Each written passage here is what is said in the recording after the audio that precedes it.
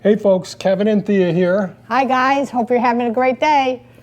Well, today we've had the GE all-in-one or one-and-done washer-dryer combination unit. This is their first release of a heat pump technology. This is GE's heat pump technology for instead of using a single washing machine and a single dryer, combining them together so it's one and done unit. And probably about 10 months ago, we posted our first video about using this, and then we posted a second video, and then I think we did a 6-month update as well. So now it's time for us to share what our thoughts are after having the unit for a full year. So we've had the GE all-in-one washer-dryer combo unit,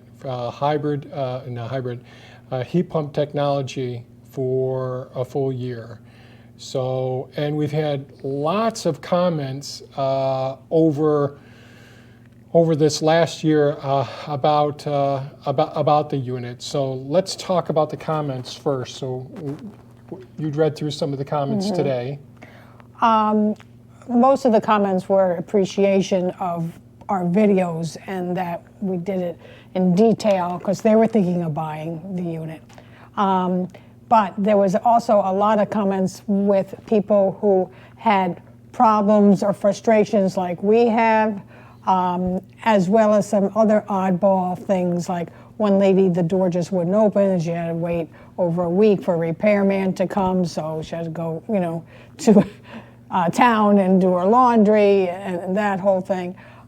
So there's a couple of other weird things that people have had too, but a lot of comments where people could relate to what we were saying is the maintenance issue. Yeah, maintenance really is.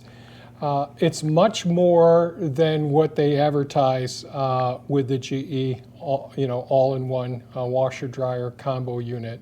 And the maintenance that they suggest isn't adequate enough to keep the machine running optimally as well, so it takes more time. But my thoughts before getting into that, we invested in different brushes and vacuum hoses to help facilitate wood cleaning. Do you want to talk a little bit about? Yeah. Well, first, what we did is we got your standard long tube brush that does not bend, and like the ones you would use kind of like under your refrigerator or somewhere. That's right. Do. It's used to clean the condenser coils under a refrigerator, a freezer, anything that has like a heat pump technology with a compressor and fins on the aluminum or copper pipes.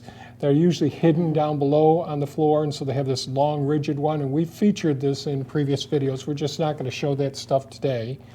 Yeah, and then I think we got the vacuum next. Yeah. And this is a DeWalt electric battery one that's small enough for me to maneuver around to reach in.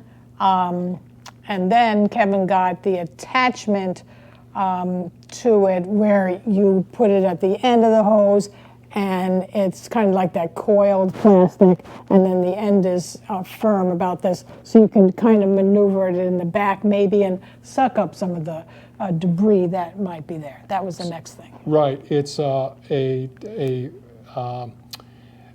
coiled, flexible vacuum extension wand that can easily bend and all, but there are blind spots. So using that flexible coil doesn't get all of the material out of there because you'd have to bend it a few times.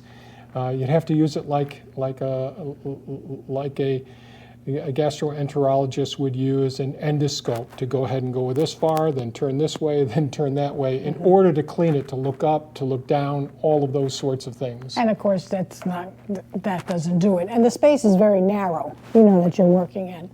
And then lastly, we got the brush, which was long, which is the one you can bend. That was a very good idea. Yep. So this flexible brush with the flexible vacuum extension made things much better, and it got more material out. And I will say that probably around 5 months of us having the unit, we kept getting one of the fault codes saying, geez, you know, it wasn't drying the clothes, it wouldn't finish a cycle. And so we called the service and all, and it does take a long time for the GE company. So we did buy a 5-year extended warranty, you know, parts and service through Lowe's store when we purchased the unit. However, the first year, GE is responsible for doing all the work, and I think that their technicians are probably overworked, very polite, very courteous, very professional, but there is like a 1-week waiting period before you can get them, which can really that's another reason that many people, this machine may not be for everyone. So he came down, opened up the housing where I could see inside. We could see that the filter, despite using the wand, using the vacuum extension going into trying to get around all around in the back of where you can't see inside of the filter housing, despite doing that, material was still getting bypassed through the filter and into the condensation coils, where all of the water from the washing machine gets extracted through condensation and ends up going out into the drain. And it also has the fan unit that sprays through those coils and all, which there's lots of material that ends up getting past the filter and into the coils. And so at that point, you decided to go ahead and clean the filter, wash it every single day. Yes, because first in the beginning, when he came the first time, we weren't aware of things that can get stuck behind there. And I wasn't doing the twisty, you know, thing to try and pull it out of that, I'll call it a dead space. Using the brush and the vacuum telescopic hose that's flexible. Yeah. Wasn't using that at the first time. So the first time he had said, let me show you the flex, how to use it. Yep. And he got wads of stuff out of there. And nowhere in the manual does it say buy a brush. Yeah. It says every 14 loads or more, clean the lint out of your filter, which I don't know anybody who does laundry that doesn't get lint every time. Yep. So, and that it's another thing, it's advertised as a heavy duty, big capacity, Right. Machine. So recommendations were, well, don't put as many things in there. Yeah. Only fill it a third full. And I'm like, well, third full? Yeah. I'll be here forever doing laundry. So the functional capacity, the recommendations from the technician are don't follow what they say in the manual. Use smaller loads, use a wire brush, not a wire brush, I'm sorry, a cleaning brush, and really try to clean the area out much more thoroughly. So that was the first time. Mm-hmm. Before he came and took, he did take it apart that time, didn't he? Not the first time. Not the first time, okay.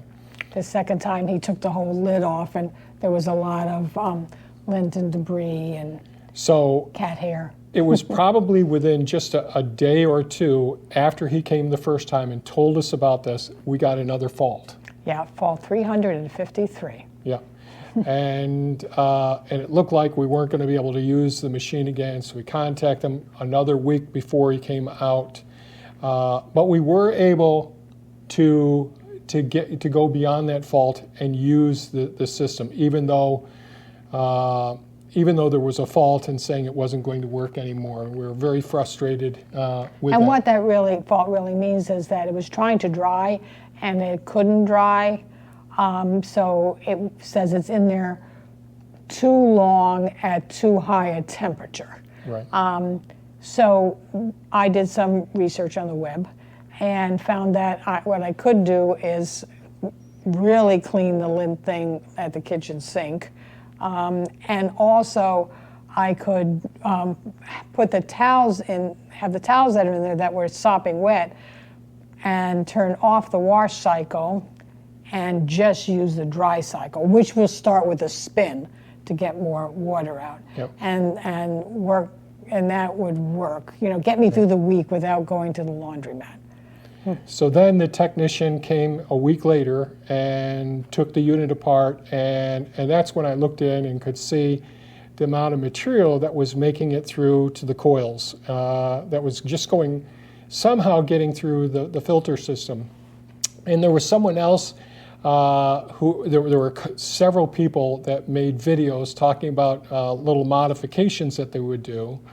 And one of the modifications was using a foam seal that we ended up putting around the filter itself. So beside the filter itself worked pretty well. It doesn't get the tiny particles, but there's like two parts to the filter that's in the unit itself. There's a part that collects the large stuff, which is the hair and those large debris and all, and those are the parts that you would clean out of your traditional dryer. You'd pull that out. And then the back filter, the darker filter, is one that collects all the small particles, which you wash that off to remove all of the tiny particles that are in that dark filter. Well, despite those two filter layers being there, material was actually going above the filter, around the filter, and below the filter, because the cassette that actually holds those two filters actually has a little bit of play in it in the slot where it works into. So we ended up getting some, I think it was 3M, the company, 3/8 inch insulation filter, the insulation foam that has an adhesive, a tape on one side. And I adhered it all the way around the perimeter of it, and we thought, wow, this is really going to make a difference. Did you notice any difference? Maybe a little difference. There was still a lot on the, the left side that didn't go through, that gets stuck up in there. Right. Yep. So I did buy some like a silicone material to also fill in other places, and I just never installed or made that modification to the filter system. But so there we are up to this point, and I guess what's involved with what you're doing at this point now on a day-to-day basis? So I'm having much more success with the machine actually completing a cycle with dry clothes or towels in there. And I just want to say too that we're very careful about shaking things out. If it's animal bedding, on their little thing they lay on, I brush all the hair off of that the best I can with a cat brush. So, and empty Kevin's pockets from his pants that always gets dirt in it from outside work on the equipment. Sawdust, dirt, yeah. Materials always in my pockets from using the chainsaw, using power tools. There's material, so she's very thorough about double checking everything to make sure there's nothing. So there's less stress on the machine. I wasn't that obsessed about doing those things with our old, a washer's a washer, a dryer's a dryer, type thing. So, so currently I do that, and then I'll run the load. I put a little less towels in it than I used to, but not as little as was recommended by the repairman, because I'd be having that machine run 24/7. Then what I found is that's working for us now with few glitches is every single load, taking that filter out, taking it over to the sink, taking it apart, which means The filter itself, like a normal machine, you would just have that fuzz, taking that off by hand. And then also having the hose at the kitchen sink go and really swish it down for those fine particles that might be in there. And you can tell there is stuff that comes out. Yeah. And the other thing is that besides the regular fine filter mesh, I'll call it, is what Kevin was talking about. It's like it's almost like a foam type thing. It's black, and I wash that also, and then wring it out good and dry it, in a hand towel, and then put it back together again. With every single load, you do that? With every single load. The recommendation was every 14 loads do it. But if I don't do it every load, I'm going to get the code 353 error. Yep. So that I do. And then the cleaning, besides cleaning the filter, I go in with the 2 brushes that Kevin explained and really get in deep down in that corner, and I'm probably standing there for at least 5+ minutes, using that, because I'll get some and then I'll get some more. You have to really reach in. It's uncomfortable for me because I have a bad back. And these are blind spots. You cannot see. You're actually working through a small channel and trying to bend the wire brushes to go into places that you can't see, you can't actually visualize, and sort of sweeping the area and then pulling that out and removing the debris from each one of the brush strokes. So if I do that cleaning of the filter, like I said, and use those brushes and stand there for at least 5 minutes scooping, because I'll get a little bit and a little bit, and I'll angle a little more, then I'll get a bigger piece of lint. And then we are having more success. Yeah. So it's taking me an extra 15 minutes at least per load of cleaning to prepare for the next load, and that's not folding things or anything like that, than it was in the 50 years I used the other machines. Right. Yeah. So the maintenance between each, there's an additional 15 minutes of labor maintenance with each and every single load, and she does multiple loads of laundry. So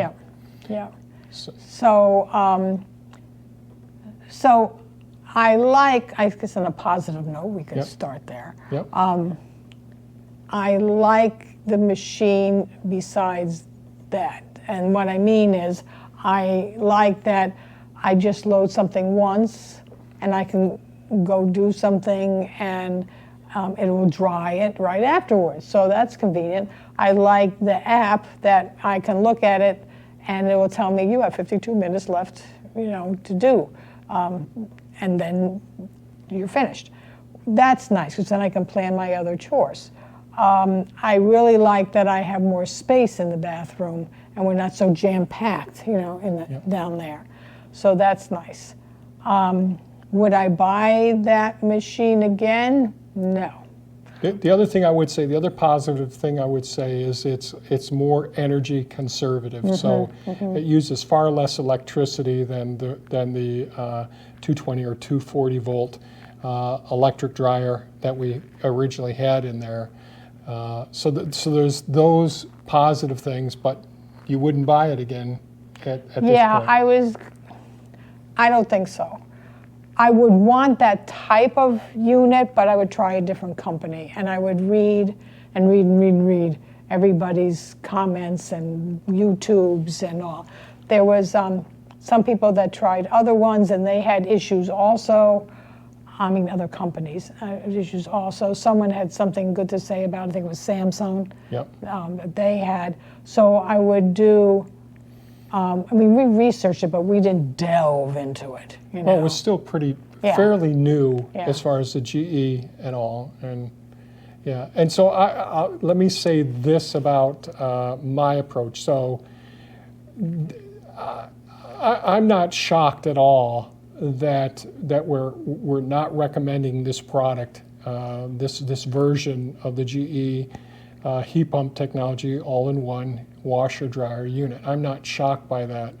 My personality is one that that I love innovation, and I enjoy cutting edge technology, and some people would say some bleeding edge technology, because you can get burnt when you're investing time and energy into a new product that there isn't a proven success rate. It's so Thea, when we were talking earlier, Thea thought, well, what did you think about the engineers that they maybe had? I think the technology is great, saved energy is great, we're all into that. But sometimes I get the feeling on some of these new things that you have engineers or in the lab and they're conjuring up how to get the water extracted and everything else, but they've never done a load of laundry in their life. Right. They just are not in tune with the consumer and their busy lifestyle and what's going to make the consumer happy. So I think if part of the team at least had one person that could give the overall perspective, it would really help the company.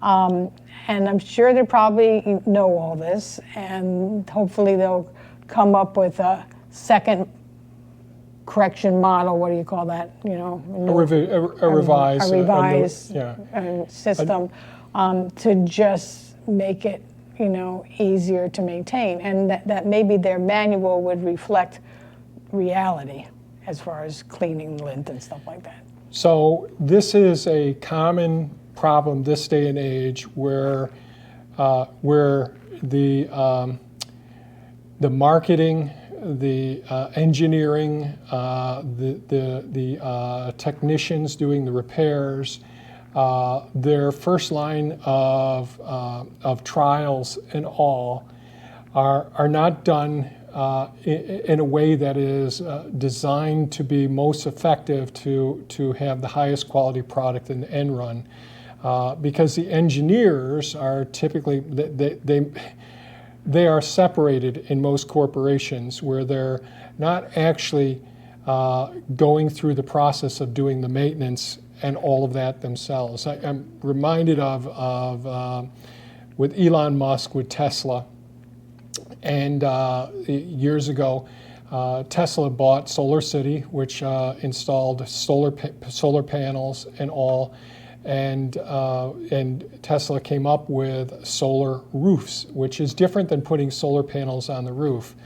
They actually made shingles that are solar panels in themselves, and and they had lots of problems with it, and one of the reasons was that the engineers were designing a product, but the people, the contractors that were installing those solar panels were having issues with trying to get them done in a timely manner, trying to get it done with the fewest fasteners as possible, trying to make it fewer penetrations through the building, all sorts of things that the installers would be completely aware of, because it takes extra time, extra materials, and so on and so forth. So one of the things that Elon did do, he made each one of the engineers go up, and they had to install them themselves. And it's, I think that having the engineers actually having to do the work and do all the troubleshooting as well, and then rethinking these products before they actually release them. And I know that was one of the comments. We have a few videos that I posted about the GE all-in-one washer dryer unit, and some people were suggesting this is crazy. GE should never have released this product. But I would say this is the state of in the United States, where we buy products, where the engineers are almost always completely separated from, the designers, engineers, and then we get the people in the factories actually building these units, and then finally the technicians doing the repairs and the testing that needs to be done. The designers and engineers are separate, and they aren't actually experiencing it. They're getting feedback down through the chain of command, if you will, and the departments are separated and they all have their egos and all. And so unless the designers and engineers are actually involved in operating the equipment, and that's a big problem that we have today in modern industry and mass production and all. And certainly, you know, I won't go into it, but there's aerospace technology, what's actually wrong, and it's because there's a separation between the different departments that are essential for making a product that is actually good. So she's the one who makes the decision of what we're going to keep and what we're going to get rid of. Now we have a 5-year service plan on this that we bought. You know, we're going to have to look around. If any of you have any recommendations of any other manufacturers that are making these all-in-one heat pump technology washer dryer units that are available here in the United States, I think we may end up having to wait another year before we find one that'll be well. I really do like the energy conservation. I like we don't have to have a penetration through the wall for the vent system as well. I like that it's less of a fire hazard with the lint that can accumulate in those systems. I like that there's more space with the single unit as well. I like that you don't have to switch the load from the washer into the dryer, even though I'm not the one doing that. I like I like the ease of maintenance and the ease of using the equipment and freeing ourselves up from being a slave to maintaining the equipment. Yeah. Like I was telling Kevin, because I'm retired now and I'm not gone many hours of the day, Yeah. I can deal with this, you know, for however long. But if another machine that actually was better on the user came by, I would want to try that one, but do a lot of research first, so Yep. type thing. The user interface is great. The application, the app that comes with it is great, but they really need to work out the the maintenance issues, the design of how the air actually flows and how the filters actually filter the material. So that really has to be and I I'd like to say one thing before I forget. Okay. One person, I can't remember what they what unit they had, or maybe it was a European unit, that they made it accessible to the person doing the wash to clean the lint and all and get every bit of it, because they had a hinge where the top opened, and all that dead space that we can't see, you can look right down in there and get it all cleaned out. I mean, even if you did it every 2 weeks, you know, and therefore it wouldn't be building up on coils and things like that. Yeah, that would be much easier if they didn't have their dispenser. So in this machine, on the left-hand side, upper left-hand side, you have a place where you can put your detergents, your bleach, you can put fabric softeners in there, and based on the program, the way that you set it up, it will distribute the appropriate amount of whatever, whether it's the fabric softener, the bleach, or the detergent. It will dispense the appropriate amount for the load that's there and all. But right behind those two units that you can pull out and fill is where the ductwork comes up from behind there, which you can't get to, and then it blows across, and then it hits where this narrow housing where the filter cassette actually fits into. And so if those weren't there, or they redesigned it so that the cowl, you could open up that side where all of the air that's moving, that moist air that's moving from the washer dryer unit itself, going through the filter and then going to the condensing coils, that would make this design works so much better. I think there's so many more aspects of the way the machine was designed. I actually like where the heat pump and the coils are. There are some changes. There are too many screws and too many parts in there, steps to actually take it apart.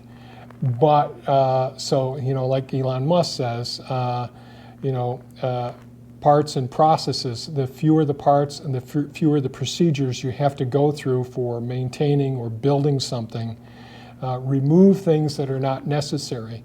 And I see that there's a lot of parts and parts in there that are not necessary, lots and lots of steps, a lot of extra work for the technicians to do the work. We're redesigning it and reducing the number, and even just using the same type screws as opposed to having 3 different types of screws. So they have some machine screws that are in there. They have the standard screws that are like for plastic or wood, different thread types in there. You know, so if they standardized those and they actually removed some of those and they made the module, the connectors more universal so that they're much easier to disconnect them. So there's the main thing, and I'm going too far here, but the main thing is they need to make it much more easily to clean, but I think they could do a much better job as far as being able to service the machine when a component goes bad. The software and the firmware that they use with it is great. You can troubleshoot, and I'll make a video about how to see what faults you're getting and to actually go through and do system checks on it, troubleshooting to see as well. There's ways of doing that, and there's videos online about doing that. And there are videos of people actually breaking the unit down and showing it as well. And I'll try to put a link in the description below to one of those videos that is really good at a full tear down as well. But the consumers, you're not buying it so that you can do the work and do all the maintenance that we're talking about. It's you want something that's going to be convenient, accomplishes the mission, you know, washing and cleaning and drying those materials. So you just have to load it and then fold it. Those would be the things, you know, that you want to be able to do without having to do all the maintenance and all. So anything else? I went on here quite a while. Yeah, we're very explaining things. That's I think that's it. Pretty much, I like the machine, except if it could be cleaned easily. That's my only real pet peeve, and not take so much time to do it. Therefore, frustration. If you're busy, if you have a large family and you've got lots of kids, or you do the sorts of things that we have, think twice before you purchase this GE all-in-one. You know, I think it's got a ways to go. The engineers need to revisit this. The engineers need to actually be doing the repairs themselves, so they can get the experience. They need to do the maintenance themselves, and then I think they could come up with a better design as well. So I think that's it for today's video, folks. We really appreciate you watching. The reason we made this video is because we've gotten so many comments about it and as you well. promised you do one in 1 year, so this is our 1 year. So, and I think that's the last one, except for I'll go over some of the fault reading and some of the troubleshooting that you can do by pressing buttons on the machine and learning about it, and have it run some system diagnostics as well. And if anybody does know of a company or type of all-in-one type of washer dryer that doesn't have these type of issues, please leave a comment. I'd love to know. Yeah, leave a comment with a model number. That'd be great. If there's someone who's posting videos about it, that would be great as well. I think that'd be fantastic. Well, you guys have a wonderful day and enjoy. We are looking out the window out in the backyard, and it's snow all over the place in upstate New York. That's right. Thanks so much for watching. Stay safe and take care. Take care. Bye-bye, you guys. Bye-bye.